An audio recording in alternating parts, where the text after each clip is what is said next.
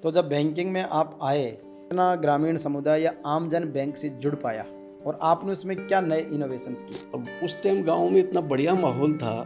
लोग बाग बैंकर्स की बहुत इज्जत करते थे। बैंकर्स भी अच्छे हुआ करते थे। किस साल में आ गए थे आप सर्विस में? मैं 1986 मेरी उस टाइम पोस्टिंग हुई थी चित्तौड़ डिस्ट्रिक्ट में कपासन तहसील में एक डिंडोली करके गांव था। उस गांव में हम इस तरह रहते थे जैसे वो गांव के लोग ऐसे लगते थे कि मेरे परिवार के लोग हों। और कस्टमर जब हमारे पास आता था तो उनकी समस्या हम हमारी समस्या उसको कैसे हम सोल्व करें, ये हमारा ऑब्जेक्टिव हुआ करता था। आजकल तो ये होता है कि अड़ंगा लगाने की कोशिश करते हैं कि भाई कोई ज़रा सी रिस्क नहीं मतलब लेते। आपने काम को कभी टालने की कभी कभी नहीं टालने की प्रवृत्ति नहीं थी, बल्कि हम घर घर जाके लोगों से बुला के लाते थे, घर घर जाके खाते खोलते थे। साइकिलों पे उस टाइम तो साधन भी नहीं हुआ करते, पैदल भी जाते थे, साइकिलों पे भी जाते थे। नमस्कार साथियों, जेवीपी मीडिया की इंटरव्यू पॉडकास्ट श्रृंखला में आज हमारे साथ हैं श्री राजेंद्र जी गुप्ता, जो राजस्थान ग्रामीण बैंक के मैनेजर से रिटायर हैं और इसके साथ ही सामाजिक सरोकारों से जुड़े हुए हैं और एक जॉइंट फैमिली की बहुत अच्छी बॉन्डिंग में आप रहते हैं। और आपके पिताजी, जिनको हम बापूजी कहते हैं, उनका भी बड़ा स्नेह सानिध्य हम सबको मिलता है, दुर्गा प्रसाद जी का। तो सबसे पहले तो मैनेजर साहब, आपका बहुत सारा स्वागत और अभिनंदन। नमस्ते केवाड़ा साहब, बहुत बहुत धन्यवाद।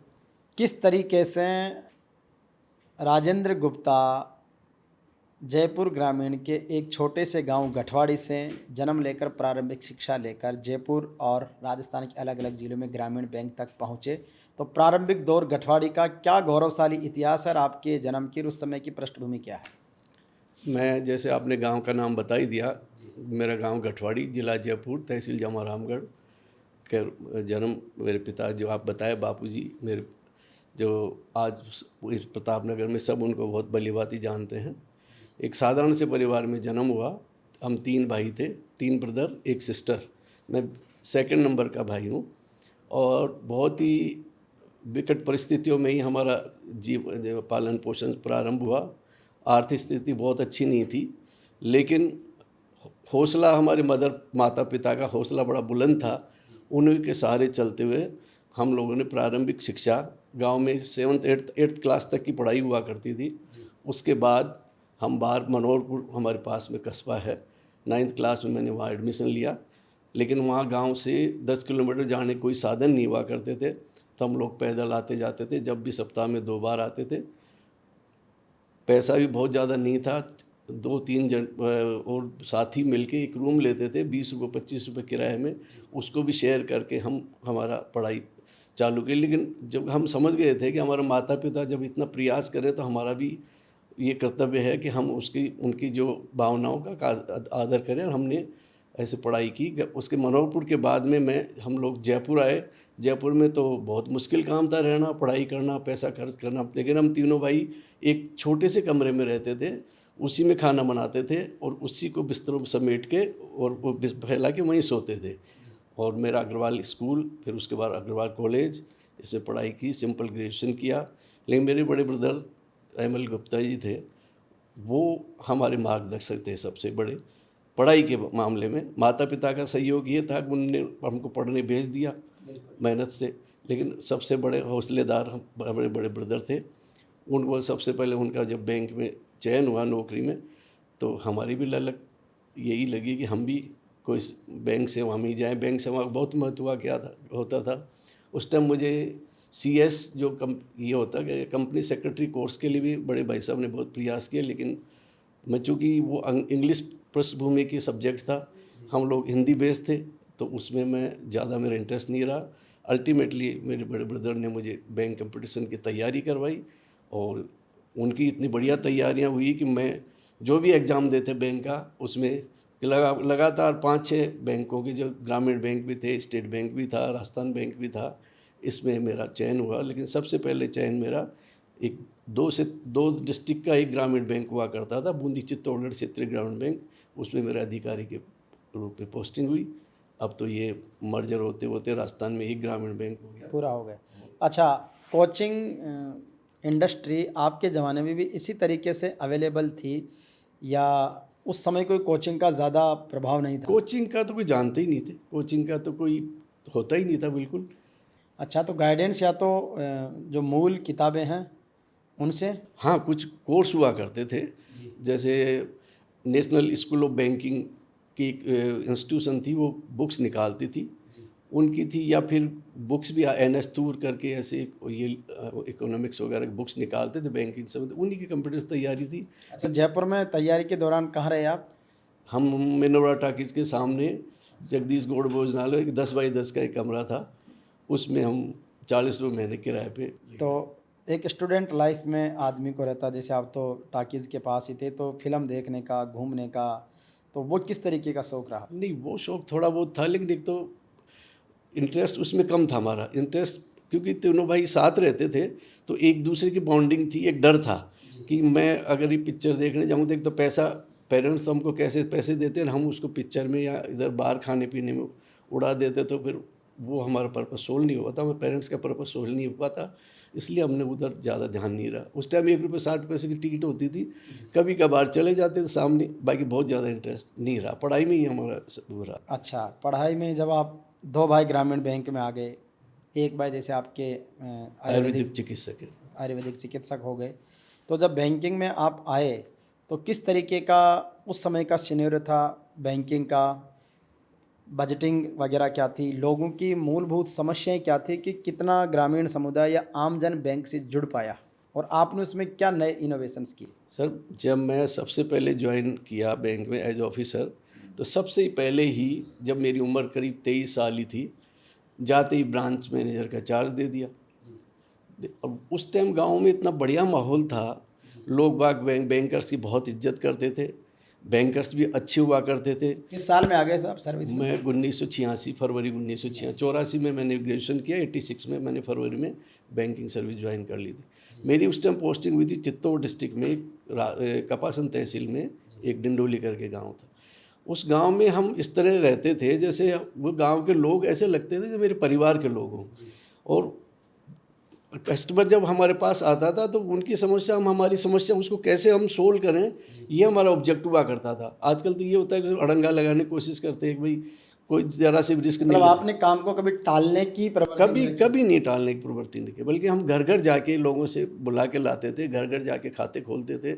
साइकिलों पे, उस टाइम तो साधन भी नहीं हुआ करते, पैदल भी जाते थे, साइकिलों पे भी जाते थे। जैसे स्कूल वाले नामांकन बढ़ाने के लिए जाते हैं, वैसे आप बैंकिंग से हाँ, लोगों को बैंकिंग, जोड़ा? हाँ बिल्कुल, इसलिए जाते थे कि जब बैंक हमको इतना पैसा देता है तो एक तो समाज सेवा भी थी, करनी थी, क्योंकि हम ग्रामीण परिवेश से निकले हुए थे, हम लोगों की समस्याएं जानते थे, पीड़ा समझते थे। पीड़ा समझते थे, तो ये भावना हमारे दिमाग में, दिल में थी। अच्छा सर, आप बैंकिंग में रहे, बहुत समय पहले तक कि भारत में राजतंत्र रहा, फिर लोकतंत्र भी आ गया, राजाओं के रजवाड़े भी रहे, सूदखोरों का बहुत ज़्यादा प्रभाव रहा, और ग्रामीण क्षेत्र में तो बहुत से लोग आत्महत्याएं कर लेते थे ब्याज दर ब्याज, ब्याज दर ब्याज में। तो बैंकिंग ने उसको बहुत ईजी किया। बहुत ईजी किया, बहुत ईजी किया। इसमें मेरा एक्सपीरियंस बताता हूँ। मैं एक ऐसी ब्रांच पोस्टिंग थी जो टोटल 100% ट्राइबल्स थे, वो जो धरियावत के पास देवगढ़ करके जगह थी। उस टाइम SHG स्वयं सहायता समूह का कंसेप्ट चालू हुआ था, तो हम ट्राइबल्स के बीच में गए, तो हमने वहाँ देखा कि ट्राइबल्स क्या करते, जब गेहूँ की फसल बुआई के लिए अनाज वगैरह या फर्टिलाइजर्स भी लाते थे, तो हर 6 महीने में साहूकार को वो डबल देना पड़ता था। ये हमारे को बड़ा लगा कि 10 रुपये किलो का, 5 रुपये किलो की जगह वो 10 रुपये किलो का पैसा देना होता था। लेकिन SHG कंसेप्ट ऐसा आया कि उनकी छोटी छोटी बचतें थी, वो हमारे बैंक में 10-10 का लोगों का ग्रुप बना, उसमें बैंक 4 गुना 5 गुना फाइनेंस करता था। हम उसको फर्टिलाइजर्स, ये अनाज वगैरह उपलब्ध करा, सीड्स वगैरह, और वो अगले 6 महीने में उसका इंटरेस्ट जमा करा देते थे। कहाँ तो वो करीब 5 रुपये, मतलब 60% करीब होता है, हमारा वो 12% के करीब होता। 5 गुना फायदा। 5 गुना फ़ायदा था। उसके अलावा ये किसान क्रेडिट कार्ड जो कंसेप्ट आया, वो एक तरह से किसानों के लिए बहुत बड़ा वरदान हुआ, क्योंकि 3 लाख रुपए तक ये मान लो कोई लेता है किसान, तो उसको 7% ब्याज पे बैंक देता है। 7% भी वो सही टाइम पे पैसा जमा करा दे तो उसमें भी 3% सब्सिडी होती है। तो वो 3, मतलब लगभग 30-35 पैसे सैकड़े का, जहाँ वो मनी लेंडर से 2-2 रुपये 3-3 रुपये सैकड़े में लाते थे, हमारे यहाँ से वो 30-35 पैसे में, और वो कंसेप्ट आज भी चल रहा है, और उससे बहुत जीवन वरदान मिला किसानों को। अच्छा सर, जीवन में आप जैसे पढ़ाई और तैयारी के दौरान भाई साहब का गाइडेंस मिला, बैंकिंग में आप चले गए, तो कई बार ऐसे ऑफिसर्स या ऐसे फरिश्ते मिल जाते हैं जो जीवन का टर्निंग पॉइंट बन जाते हैं। बिल्कुल। तो किस तरीके से ऐसे लोगों के प्रति आप आभार व्यक्त करना चाहोगे या उनका नाम रिकॉग्नाइज करना चाहोगे जिन लोगों ने आपकी ज़िंदगी में कुछ बदलाव महसूस करवाए और एक नए रास्ते की ओर आगे बढ़े? वैसे इसमें तो खुद पे डिपेंड करता है। वैसे मेरे जो भी अधिकारी रहे उनसे बहुत अच्छे रिलेशन इसलिए रहे कि हमारी कल्चर काम करने की थी, लोगों की सेवा करने की थी। और उसका उदाहरण आज भी, जब मैं आज से 25-30 साल पहले जहाँ मेरी पोस्टिंग रही, उन लोगों के गांव के लोग आज भी मेरे से संपर्क में, यहाँ मेरे से मिलने आते हैं। लेकिन ऐसा रिलेशन मेरे अधिकारियों से भी रहा। कुछ अधिकारी शुरू में मुझे लगे कि यार इन्होंने मेरे लिए गलत किया। एक बार मेरा प्रतापगढ़ में पोस्टिंग थी, तो मैं चाह रहा था आसपास की कोई ब्रांच मिल जाए। प्रतापगढ़ जो है नया ज़िला बना है, लेकिन वो उस टाइम के चेयरमैन साहब ने मेरा ट्रांसफ़र किया निम्बाड़ा। तो मैं बड़ा नाराज़ हुआ उनसे। मैं तो यहीं चाह रहा था, मैंने मकान भी बना लिया था। तो मैंने उनसे बात की, बहुत ईजी, वो भी गांव पृष्ठभूमि के ही थे, लेकिन उन्होंने मुझे कहा, गुप्ता जी मैंने आपकी पूरी चीज़ देखी है, आप डायबिटिक हो। दूसरी चीज़, आप ग्रामीण से ज़्यादा, मैंने निम्बाड़ा आपको इसलिए लगाया कि निम्बाड़ा थोड़ा कस्बे की ब्रांच है, तो आपको वर्क प्रेशर कम आएगा, आप थोड़ा सा नॉलेजेबल हो तो चीज़ों को मैनेज भी कर लोगे। उस टाइम क्लियरिंग वगैरह की चीज़ें थी। तो मैंने उनके बात से सहमत नहीं हुआ। लेकिन वहाँ जाने के बाद मुझे लगा कि मैं तो यार गांव में ही फंसा हुआ था, गांव में ही वो कूपमांडू बना हुआ था। यहाँ आने से तो मेरे काफ़ी इंप्रूवमेंट हुआ। जैसे बिजनेस क्लास लोगों से संपर्क, किसानों का तो था ही था, लेकिन उसके बाद मुझे दिशा मिली। मैंने जब वहाँ अच्छा काम किया तो उसका परिणाम ये हुआ कि बैंक ने मेरे चाह जैसे मुझे सवाई माधोपुर इस एरिया में मेरा ट्रांसफ़र किया मेरी रिक्वेस्ट पे। तो वो मुझे ऐसा लगा, तो सब अधिकारी से। लेकिन मेरा इसमें 2 अधिकारी लास्ट में, एक देवेंद्र प्रसाद जी बहरवा जो हमारे अब ये गुजरात के जीएम हैं, और एक सुभाष चंद्र जी गर्ग जो बैंक ऑफ बड़ौदा के ही थे, एजीएम से रिटायर हुए। उन्होंने मुझे बहुत काफ़ी सहयोग किया, मेरे कार्य की सराहना की। आपकी बैंकिंग के दौरान पोस्टिंग कहाँ पर रही?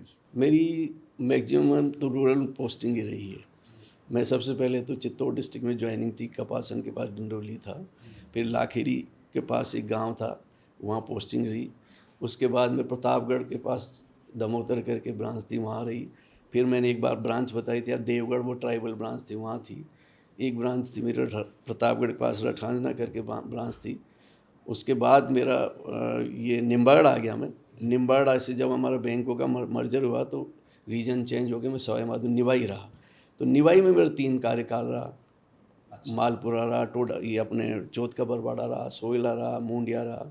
लास्ट में प्रमोशन होकर भरतपुर गया। लेकिन 6 महीने बाद उन अधिकारियों ने ही मुझे वापस, ये ऐतिहासिक ही रहा कि किसी भी चीफ मैनेजर का 6 महीने में ट्रांसफ़र करके उसी रीजन में लाना एक हिस्ट्री थी कि यार ये पहला आदमी है जो उसी रीजन में, उसी ब्रांच में वापस आया। और वहीं से मैं सेवानिवृत्त हुआ मई 2023 में।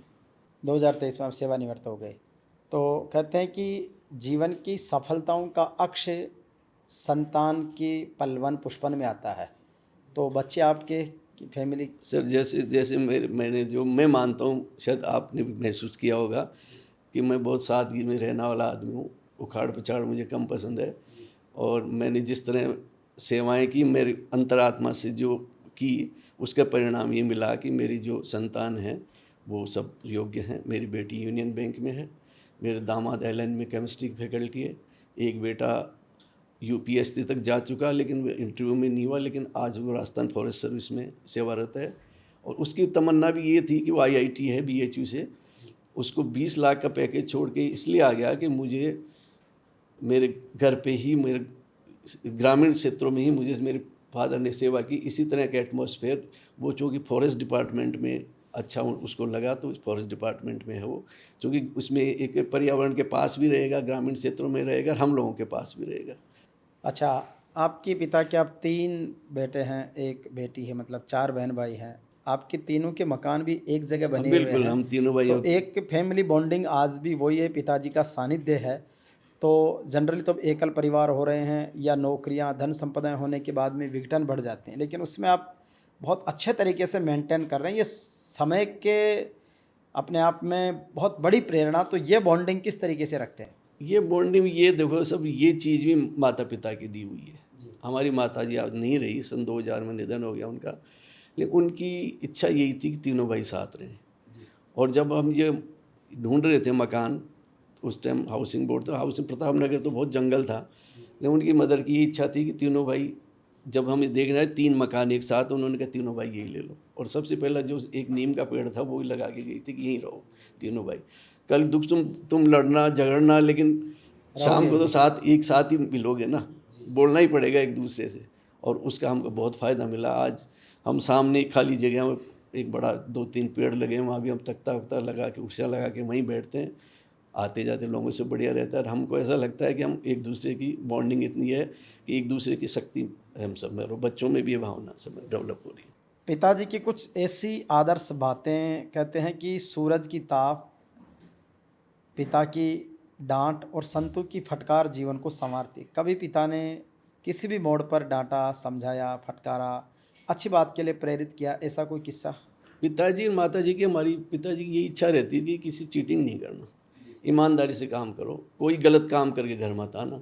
ये शुरू से ही जब ये इस तरह की बातें कहते थे तो वो चीज़ें हमारे दिमाग में इनकैलकुलेट होती गई, और हमने ऐसे कोई कार्य नहीं किया। आज हमारे बड़े ब्रदर भाई साहब हैं ML गुप्ता जी, उनकी भी आज पूरे एरिया में बहुत अच्छी गुडविल है, समाज सेवा भी है। हम तीनों भाइयों की इस तरह में, छोटा भाई भी अभी जो सेवानिवृत्त हुआ, आप भी शायद उस प्रोग्राम में थे, आपने भी देखा होगा शायद, एक आयुर्वेद चिकित्सक, इससे बढ़िया कोई रिटायरमेंट फंक्शन आपने नहीं देखा होगा जो मेरे छोटे भाई के, इसमें पूरे राज्य स्तर के अधिकारी वगैरह सब उसमें आए थे। अच्छा, अब रिटायरमेंट के बाद की क्या लाइफ स्टाइल आपकी? रिटायरमेंट के बाद तो लाइफ स्टाइल तो, बीच में एक छोटा सा मैंने कॉमर्शियल वो चालू किया था, लेकिन मुझे लगा कि अब ये दंड फंद में नहीं पड़ गए, और घर पे ही रेस्ट करना, बच्चों के बीच रहना, और कोई परिवार के कार्यों में जाना, कोई समाज सेवा का छोटा मोटा काम मिल जाए तो, इसीलिए मैं आपसे कह रहा हूँ मुझे भी कोई ऐसी कोई बिल्कुल सर, हमारे यहाँ तो बिल्कुल वैकेंसी है, आप हमें गाइड करिए, आपके अनुभव का लाभ दीजिए। और हम चाहते हैं कि इस तरीके से आप जीवन का अनुभव प्राप्त कर चुके, लोगों का अनुभव लोगों तक डिलीवर हो, इसके लिए आप टॉक शो में सदैव आमंत्रित हैं। लोगों के साथ आप बात करें, आप भी करें, लोगों को भी इनवाइट करें कि वो अपनी बात यहाँ पर रखें। बिल्कुल। दूसरा सर, लास्ट सवाल मेरा यही है कि किस तरीके से जीवन की सफलताओं को और अपने अनुभव को एक सेंटेंस में क्या कहेंगे? एक तो ईमानदारी, आत्मविश्वास और दूसरों को सम्मान देना, ये 3 चीज़ें अगर आपके पास हैं तो आप सफल रहोगे उस जीवन में। बिल्कुल। और यही हमारा लक्ष्य रहा। और मेरा तो मेन, जो ग्रामीण बैंक में सेवा की, तो मैं ग्रामीण लोगों से मेरा बहुत अटैचमेंट होता है, क्योंकि बड़े दिल के साफ होते हैं, कोई चीटिंग नहीं होती है, दिल की बात, जो भी बात होती है दिल की क्लियर कर देते हैं। तो मेरा तो गांव के लोगों से अभी बहुत ज़्यादा अटैचमेंट है। एक सर मजाक लेकिन सच भी जमाने का पूछ लेता हूँ। Generally bank officers loan, credit या अन्य चीज़ों के लिए कई जगह भ्रष्टाचार की शिकायतें भी होती है और होता भी है। क्या कभी जीवन में इस तरीके का अवसर आया कि आपने भ्रष्टाचार करना नहीं चाहे लेकिन अगले का ऑफर आया, या आपके भी मन में कभी ऐसा आया कि इतना बड़ा प्रोजेक्ट इसमें ऐसा करना? नहीं, ऐसा हमने कभी नहीं सोचा, लेकिन अगर सामने आदमी का ऑरा इस तरह का हो तो सामने वाले की हिम्मत नहीं होती कि इस तरह की प्रेजेंट करे। अगर सामने वाले का ऑरा, उसकी बातचीत करने से, काम को टालने के तरीके से उससे आइडिया बैठ जाता है कि किस तरह का आदमी है।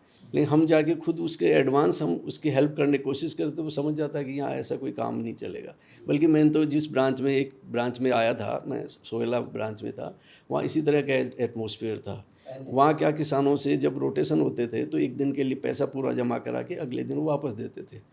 तो उसमें वो 1 महीने का ब्याज को सूदखोर बैठे रहते थे, 20-25 लाख रुपए, जो वो 1 महीने का 1 रुपये 2 रुपये सैकड़े का ब्याज लेके, अच्छा, एक दिन पैसा देने का भी ब्याज ले लेते थे। तो मैंने परिपाटी बंद कर दी, भाई क्या जरूरत है इनकी, उसका खाली इंटरेस्ट लेके वो पूरा पैसे का शो करके डेबिट करवा देता, इंटरेस्ट की एंट्री हो जाती थी। तो वो व्यवस्था थी बैंक में ऐसी, लेकिन उन्होंने पनपा रखी थी ताकि वो उनका बेनिफिट मिलता रहे। तो लोग, जब मैं आया तो सब लोगों ने ये कहा कि ये क्या हो गया, ये तो सब कुछ चेंज हो गया, यहाँ तो किसी से कुछ करने की जरूरत ही नहीं, सीधे लोग मेरे से आके मिलने लग गए।